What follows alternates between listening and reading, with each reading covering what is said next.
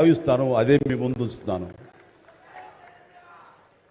ఇక నాకు తెలిసి ప్రప్రథమంగా అవార్డులు అనౌన్స్ చేసిన వెంటనే ఒక ప్రభుత్వం స్పందించి వారికి ఈ రకంగా సన్మానం చెయ్యాలి అనే భావం రావటం అన్నది బహుశా ఎప్పుడు జరగలేదు.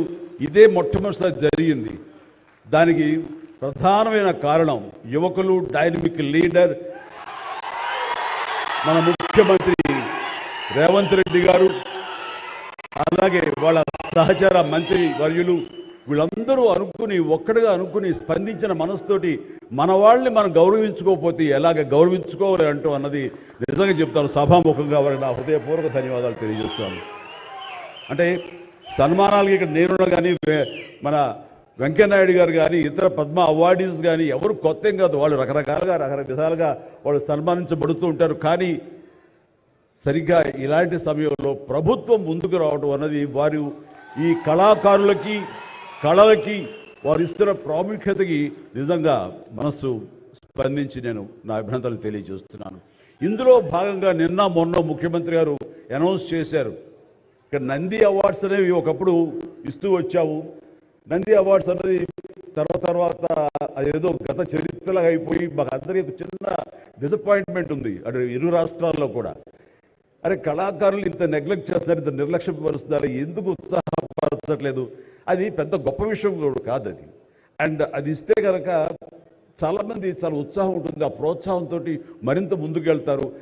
తద్వారా ఎన్నో సినిమాలు కానీ, నాటక రంగం కానీ ఇవన్నీ అభివృద్ధి చెందుతాయి. తద్వారా ఎంతోమందికి ఎంప్లాయ్మెంట్ కానివ్వండి, ఎంతోమంది ప్రోత్సాహం కళాకారులు ఇంకొంచెం రావడం కానివ్వండి. ఆ రకంగా ఈ రోజును చూస్తే కనుక మన సినిమాలు ప్రపంచవ్యాప్తంగా ముందుకెళ్తున్నాయంటే అలాంటి ప్రోత్సాహం, అలాంటి ఉత్సాహం ఉండబట్టే. సో ప్రభుత్వ పరంగా కూడా అలాంటివి ఉంటే కనుక ఇది మరింత ముందుకెళ్ళడానికి అవకాశం ఉంది. అది గుర్తెరిగి ఈ రోజున ఆ అవార్డులు మళ్ళీ మనం రెజ్యూమ్ చేస్తాం, మళ్ళీ తిరిగి మళ్ళీ ఇస్తామని ఆ నిర్ణయం తీసుకోవటం, దానికి పేరు ప్రజాగాయకుడు.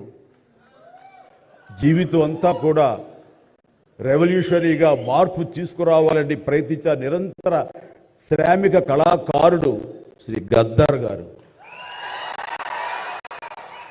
గద్దర్ గారి పేరున అవార్డులు ఇవ్వటం అన్నది ఎంతో సముచితం, ఎంతో ఆనందం, ఎంతో ముదాహం.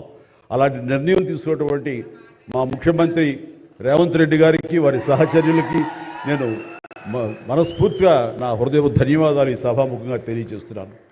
అండ్ ఇక్కడ నాకు ఈ అవార్డు రావడం ఆనందం, కానీ ఆనందం మరింతగా ఉండటానికి కారణం మేము చిన్నప్పటి నుంచి ఎంతో అభిమానించి ఆయన చూసుకుని ఇన్స్పైర్ అయ్యాం. వారే స్టూడెంట్ లీడర్గా ఉండి జయాంధ్ర కోసం అప్పట్లో స్టీల్ ప్లాంట్ కోసంగా ప్రయత్నం చేసినటువంటి వెంకయ్యనాయుడు గారు. ఆయన వైజాగ్ కాలేజీలో యూనివర్సిటీలో ఆయన స్టూడెంట్గా ఉన్నప్పుడు ఆయన ఇచ్చిన పిలుపుకి